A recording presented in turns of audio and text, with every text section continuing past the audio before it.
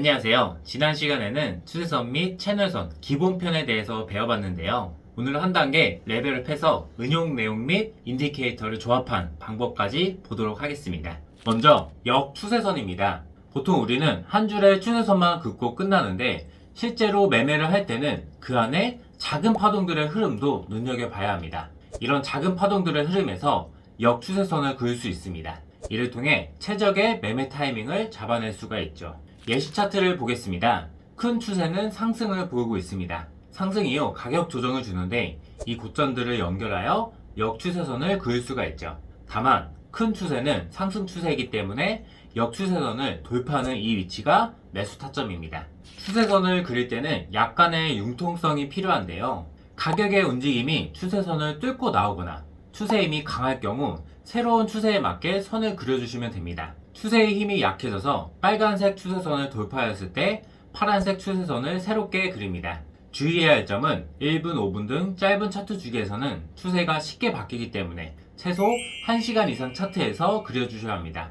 다음 가격이 전고점을 넘어서지 못한다면 더 이상 상승 추세선을 긋지 마시고 전고점 기준으로 저항선을 그려주시면 됩니다. 반대로 첫 번째 빨간색 추세선보다 가격이 강하게 위로 올라갈 경우 새로운 파란색 추세선을 그려줍니다. 정말 유용한 팁 하나 드릴게요. 추세의 전환을 잡아내는 방법인데요. 첫 번째, 그어놓은 추세선을 하향 돌파하는 것입니다. 두 번째, 추세선을 돌파한 뒤 가격이 다시 상승하여 최근 고점까지 상승하지만 전고점을 갱신하지 못하고 다시 하락을 시작합니다. 세 번째, 가격이 하락하여 유의미한 지지선을 돌파한다면 추세 전환을 확정합니다.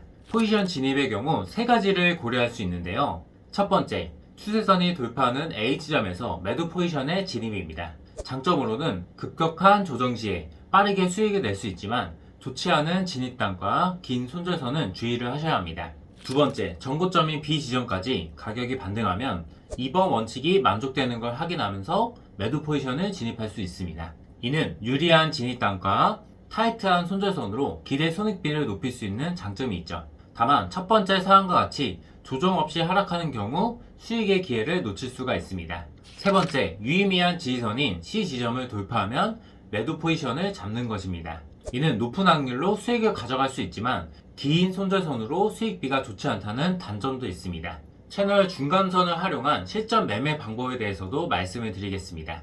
이 차트는 22년 유로달러 1일 차트인데요. 실제로 제가 채널 매매로 수익을 많이 챙겼던 구간입니다. 먼저 추세선의 경우 1번, 2번 고점을 연결해주고 3번의 저점까지 채널의 간격을 조정해주시면 됩니다. 중간선은 채널의 정중앙에 넣어주시면 됩니다. 차트에서 보시면 중간선이 지지, 저항 역할을 하는 모습을 볼 수 있습니다. 첫 번째 매도 구간으로 상승의 역추세선을 하향 돌파한 이후 되돌린 구간입니다. 결국 전고점을 넘지 못하고 다시 하락하는 모습인데요.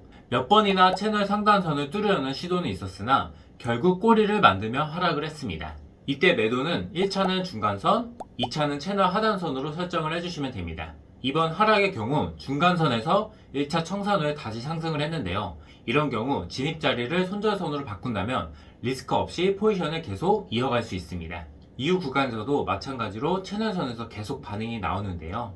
여기서 핵심은 캔들이 채널선을 닿았다고 해서 바로 매도 진입하는 것이 아니라 채널선에서 반응이 나오는지 확인을 하는 것입니다. 입문자분들은 1일 캔들의 종가가 채널선을 넘어서지 못하고 아래에서 형성했을 때 진입하는 것을 추천드립니다. 주기가 짧은 캔들의 경우 수시로 힙소가 나올 수가 있기 때문이죠. 이렇게 총 5번의 매도 기회를 주고 채널선을 마무리하게 됩니다. 차트 주기가 길기 때문에 이 5번만 수익을 잘 챙겨도 한 해 농사는 잘 마무리할 수가 있습니다. 마지막으로 채널선과 RSI를 조합한 매매 기법에 대해서 배워보겠습니다. 채널선의 경우 이와 같이 상단선을 닿지 않고 하락하는 경우가 많은데요. 이때 RSI를 조합하여 보완한다면 매매 기회를 늘릴 수가 있습니다. RSI는 하락 추세이기 때문에 가매수 기준선을 60으로 내려줍니다. 이후 RSI 저점에 이어 역추세선을 그어주고 이 추세선을 돌파하는 시점에 매도 포지션을 진입할 수가 있습니다. 장점으로는 추세 전환을 어떤 방법보다도 빠르게 잡아낼 수 있지만